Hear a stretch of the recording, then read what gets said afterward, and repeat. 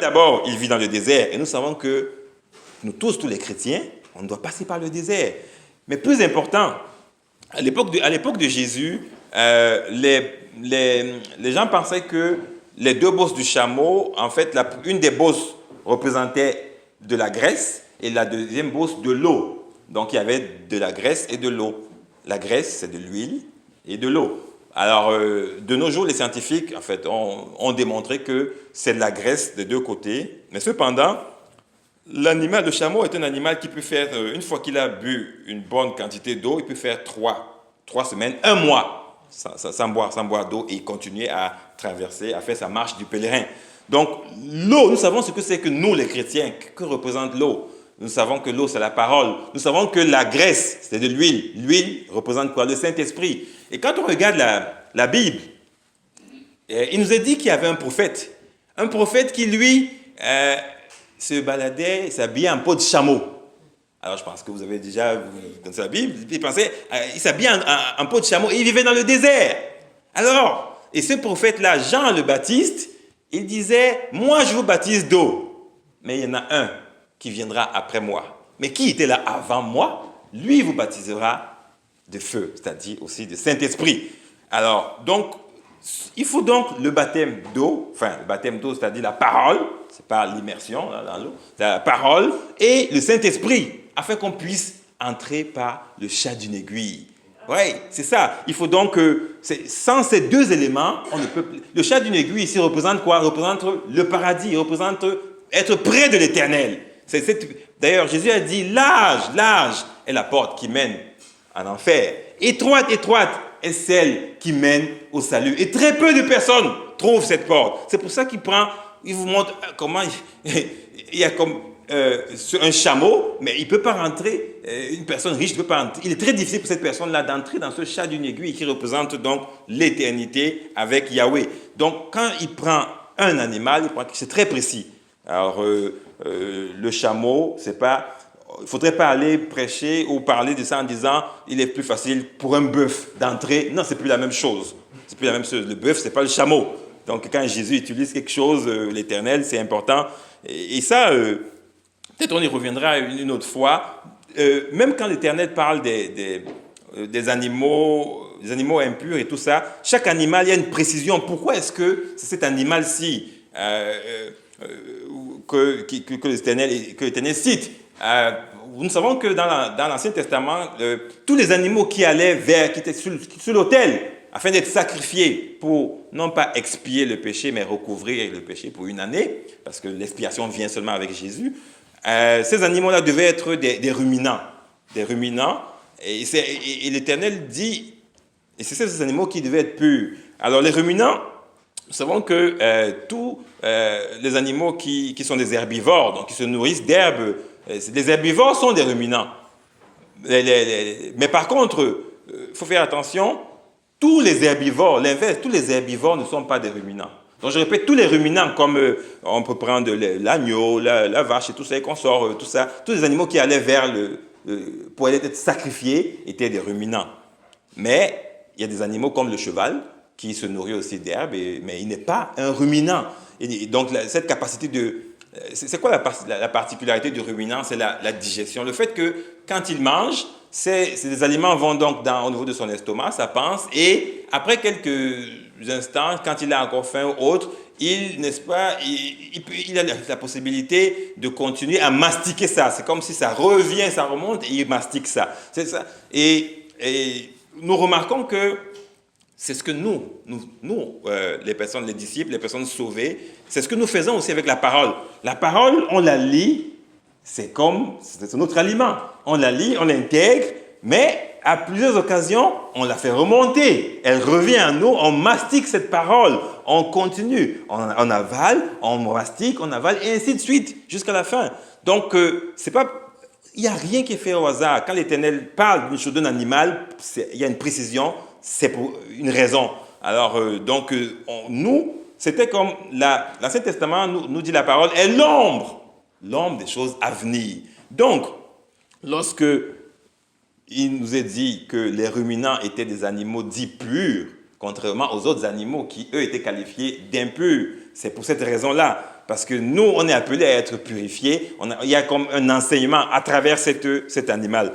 Donc, revenons donc dans notre passage sur la ceinture de lin. Pourquoi, dans ce contexte, l'Éternel a choisi le rein? Alors, posons-nous la question, c'est quoi la fonction d'un rein?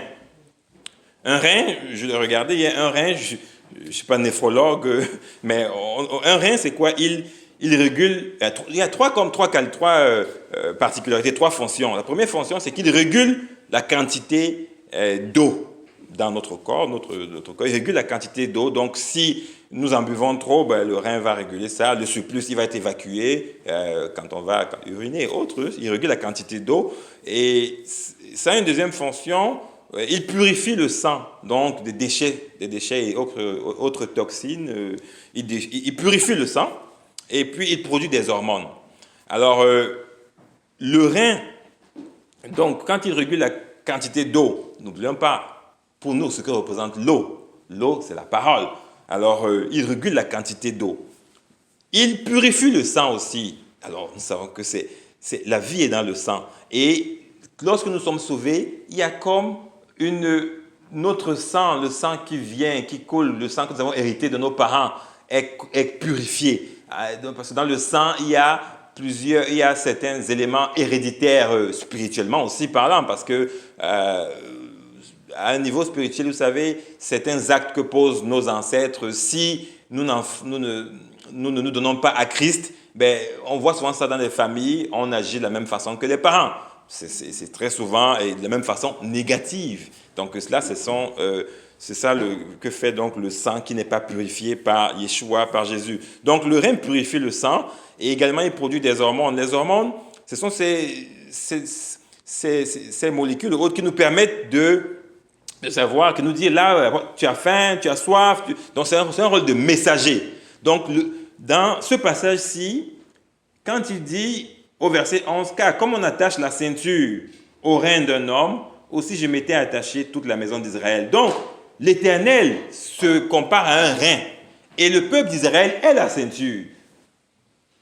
Le rein, il fait quoi? Il nous donne de la parole, l'eau. Il régule la quantité d'eau, c'est la parole. Et il purifie le sang, c'est l'Éternel qui le fait. Et donc, il prend l'image de ce rein-là, et également qui produit des hormones. Donc, c'est important de savoir, donc, lorsque l'Éternel choisit un mot, vraiment de rester dans la Bible pour comprendre quelle est la pensée de l'Éternel. Alors, au verset, c'est ça, tout le verset 11, il démontre de toute façon que Israël s'est comporté donc comme cette ceinture qui n'est plus bonne à rien. Donc, lorsque nous nous mettons à adorer les créatures au lieu du Créateur, on devient comme cette ceinture de lin.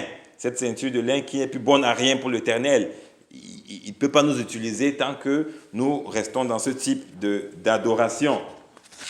Donc, alors ça c'est la pensée de l'Éternel. On va lire aussi, toujours dans Jérémie 17, un peu plus loin. Tout à l'heure, on a lu Jérémie 13, maintenant on va voir Jérémie 17, versets 9 et 10. Jérémie 17. Jérémie 17, versets 9 et 10. Alors, il est dit, verset 9, Jérémie 17, « Le cœur est tortueux par-dessus tout, et il est méchant. Qui peut le connaître? » Vous voyez, c'est du cœur que viennent toutes les mauvaises pensées. C'est du cœur que viennent toutes les convoitises. Et donc, l'Éternel nous dit que le cœur est méchant. Le cœur est tortueux par-dessus tout et il est méchant. Verset 10, « Moi, l'Éternel, j'éprouve le cœur, je sonde les reins. » Donc, là également, l'Éternel nous dit c'est quoi la méchanceté selon lui. Donc, c'est vraiment tout ce qui sort du cœur qui ne glorifie pas l'Éternel, c'est cela être méchant. Alors, donc, lisons aussi dans Ésaïe, juste un peu avant Jérémie, on recule, Ésaïe 55, verset 7. Ésaïe, chapitre 55, verset 7. Alors, Je lis pour vous, chapitre 55, verset 7. Que le méchant abandonne sa voie et l'homme d'iniquité ses pensées, qu'il retourne à l'Éternel, qui aura pitié de lui, et notre Dieu qui ne se lasse pas de pardonner. À notre Dieu qui ne se lasse pas de pardonner, qui se retourne vers Dieu afin de pouvoir être pardonné. Donc nous comprenons que là également, le méchant c'est qui? C'est celui qui abandonne la voie de l'Éternel. Oui, c'est celui qui abandonne la voie de l'Éternel. Et évidemment, nous savons, comme le dit la parole, que celui qui cache ses transgressions, qui cache ses péchés, ne prospère point. Mais par contre, celui qui les confesse, confesser, pas auprès d'un humain, mais auprès de l'Éternel, auprès de Jésus directement, celui qui les confesse et qui les délaisse, qui souhaite les délaisser ardemment, à ce moment-là, Jésus viendra dans sa vie afin de le délivrer et il abandonnera ce péché sans cesse par lequel il essaie de combattre tous les jours et il n'arrive pas à vaincre. Donc, lorsque on s'écarte de la voie de l'Éternel, sur la pensée de l'Éternel, on est une personne méchante. Vous voyez? Donc, il y a donc une grande différence entre la pensée de l'Éternel et la pensée humaine.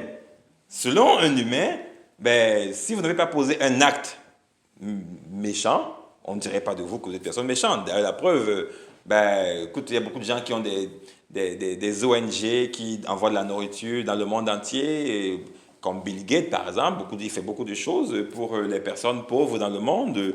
Alors, pour l'humain, c'est même un héros pour ce qu'il fait. Mais l'Éternel ne regarde pas cela. Tu as beau être milliardaire, tu as beau donner à manger à toute la planète, mais est-ce que tu suis sa voie, la voie de l'Éternel? Les deux, j'aime dire les deux, V-O-I-E et V-O-I-X. Est-ce que tu suis sa voie ou tu t'en détournes? Alors, si tu t'en détournes, pour les humains, tu es peut-être gentil, mais pour l'Éternel, tu es une personne méchante. Tu es une personne méchante. Donc, la pensée de l'Éternel, quand il dit « mes pensées ne sont pas vos pensées », c'est tellement vrai.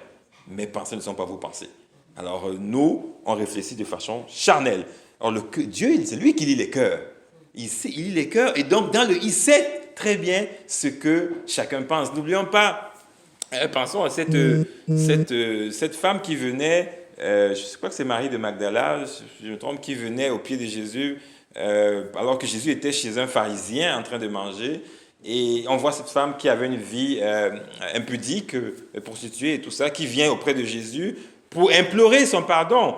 Et là, dans le cœur, le pharisien s'est dit, mais si cet homme était vraiment un prophète, en parlant de Jésus, notre Seigneur, il saurait quelle est la vie de cette personne. Donc, Jésus lui a répondu, alors qu'il n'avait même pas verbalisé sa pensée. Alors, Jésus lui a dit, je ne sais pas s'il s'appelait Simon ou qui, écoute, je suis venu chez toi, tu ne m'as pas accueilli, tu ne m'as pas lavé les pieds, et tout ça, voilà. Donc, Jésus sonde nos cœurs, il sait tout ce que nous avons dans nos cœurs. Et donc, pour lui, la plupart des hommes posent des actes pour la société, pour qu'ils soient bien vus. Alors, on ne peut pas imaginer qu'une telle personne peut être traitée de méchante, alors que ça va au-delà des actes. Pour l'Éternel, ça part du cœur. C'est ça la méchanceté, le fait de ne pas suivre la voie de l'Éternel. Et sur cette base-là, nous pouvons donc dire que Adam était un méchant. Pourquoi? Parce qu'il n'a pas suivi la voie de l'Éternel. Et donc toute l'humanité est avec lui. Nous, la chair, car nous avons, une fois que Adam a suivi, donc, s'est détourné de la voie de l'Éternel, il est devenu un méchant. Il n'était pas au départ. Et donc, lorsque nous aussi, nous comportons de façon, nous cédons au plaisir de la chair. Vous savez, il est dit donc, dans la liste de Galates 5, 16, tous les désirs de la chair, je n'y reviendrai pas, mais nous savons tous ce que c'est. Alors, la parole nous dit que la chair est inimitié aux choses de Dieu. Il y a une inimitié entre la chair et les choses de Dieu. Donc, lorsque nous cédons à la chair, effectivement, nous nous comportons comme Adam, et cela fera plaisir à l'astre de lumière, car c'est son objectif. C'est lui qui est en arrière, c'est lui qui est derrière tout cela. Et donc, nous voyons donc que la pensée de Yahweh, de l'Éternel, est totalement différente de celle des humains, des philosophes et des autres en général. Maintenant, c'est quoi la conséquence de cette méchanceté? Alors la parole nous dit, c'est clair, la parole nous dit que c'est la mort, c'est la mort, c'est la mort, la mort. Maintenant, lorsque l'Éternel avait dit à Adam, si tu manges de ce fruit, tu peux manger de tout ce qu'il y a dans ce jardin, mais sauf les fruits d'un seul arbre. Et il lui a dit, si tu en manges, tu mourras. Mais que vient faire le serpent? Déjà, parfois je me disais, mais vous savez, le serpent là, il voyait Adam tout le temps en train de se balader dans le jardin. Il n'est jamais venu vers Adam directement. Il attend un moment favorable, il va vers Ève. Et on sait que Ève n'a pas reçu cette parole directement de l'Éternel. L'Éternel a parlé à Adam et Adam a dit à sa femme, a donné le message à sa femme. Cependant, nous ne savons pas comment est-ce qu'il a communiqué le message, mais nous voyons tout de suite que Ève, manifestement, le diable a compris qu'elle n'a pas le message, elle n'a pas la parole. Parce que quand il lui dit, pourquoi est-ce que vous ne mangez pas le fruit de cet arbre? Ah non, non, non, non, Dieu a dit de ne même pas toucher cet arbre-là. Alors là, le diable, vous savez, la parole, il la connaît mieux que nous. Il la connaît.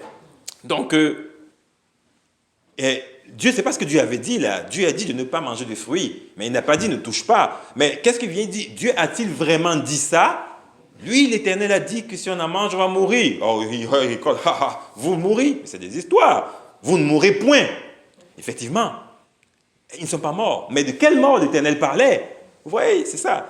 Donc, c'est de la mort spirituelle, pas de la mort physique. Il peut aussi arriver, il y a des fois où le péché peut aussi entraîner la mort physique. Ça arrive, ça peut arriver. Mais c'est d'abord la mort spirituelle.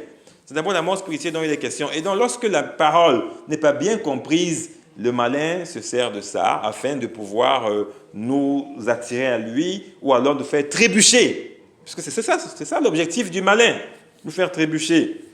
Donc, la conséquence de la méchanceté, c'est la mort. Dans le livre de Genèse 38, 7,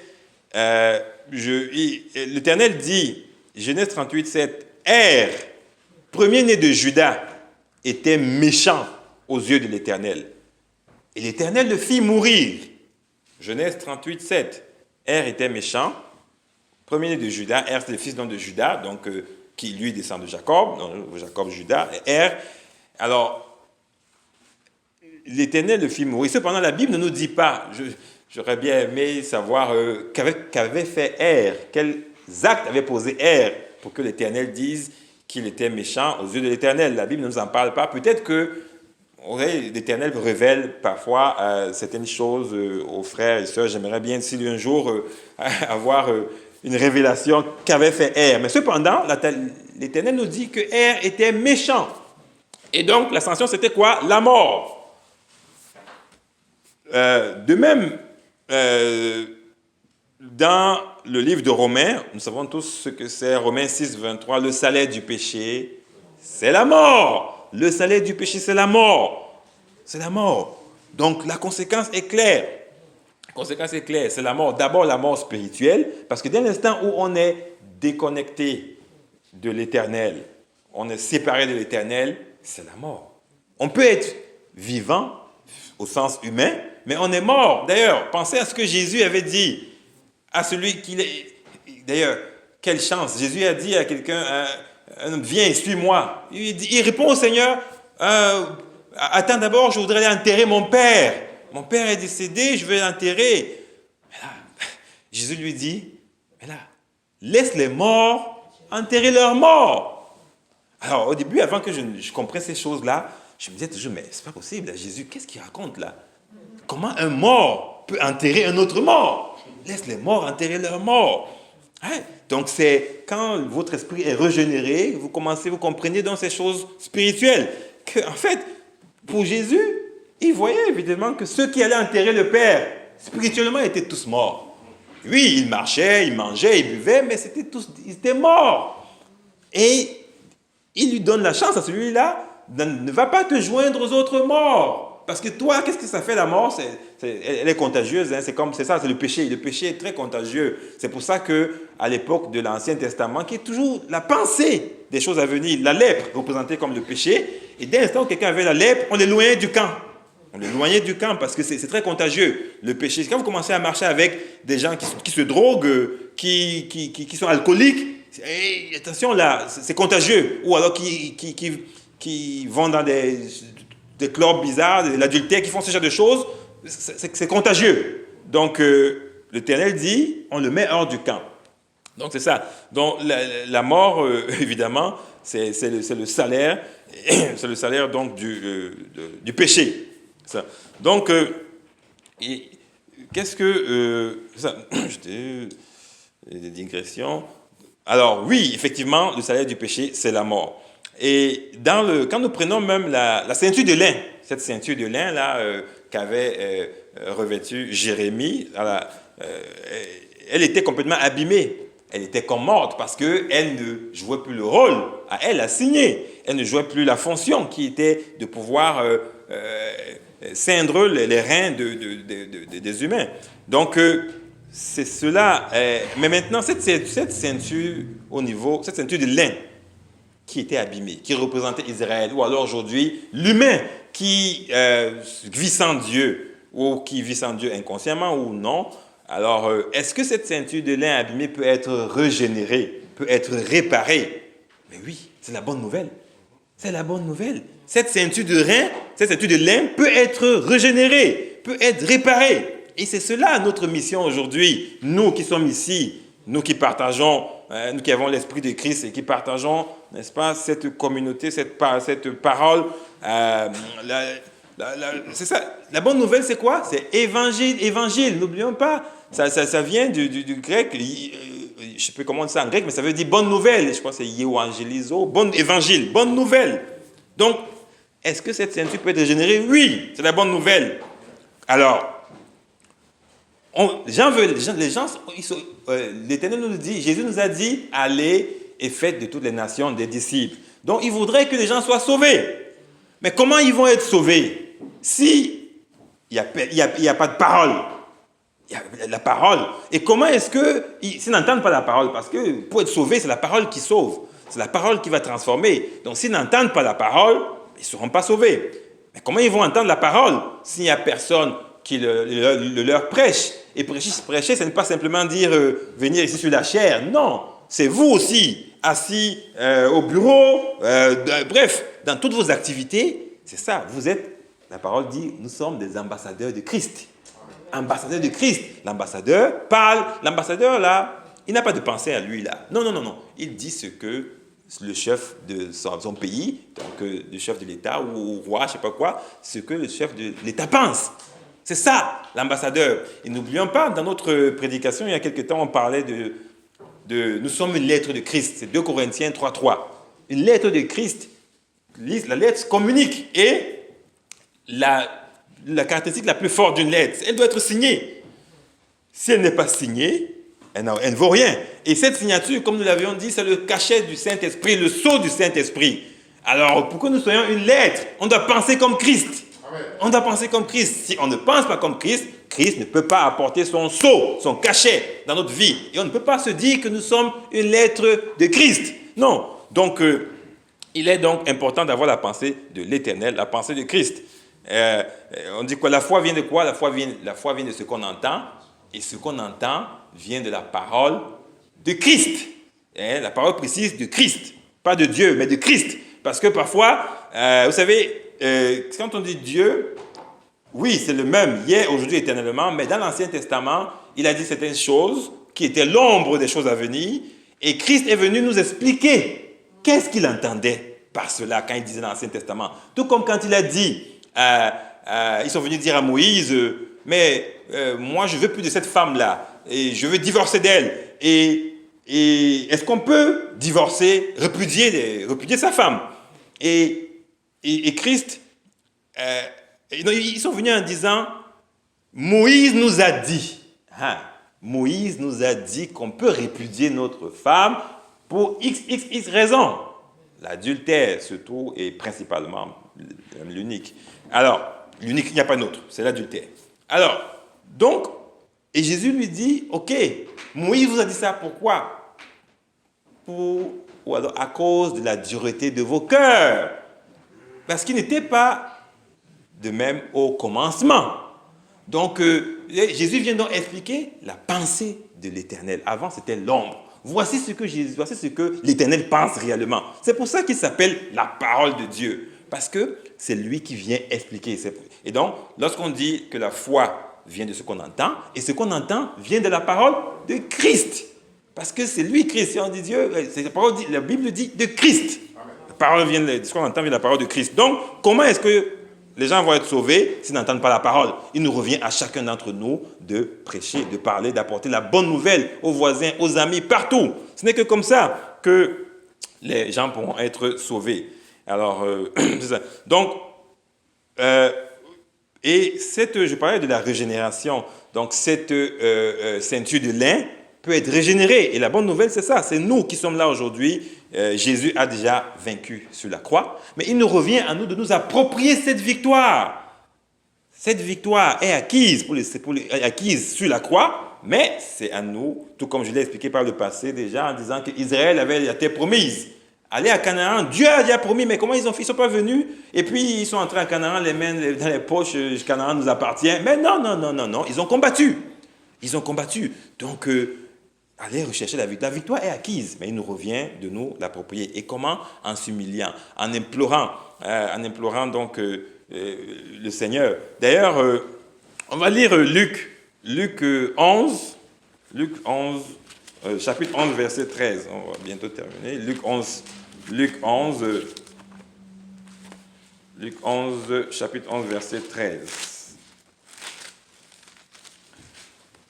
Alors, Luc, au chapitre 11, verset 13, c'est Jésus, c'est notre Seigneur lui-même qui parle.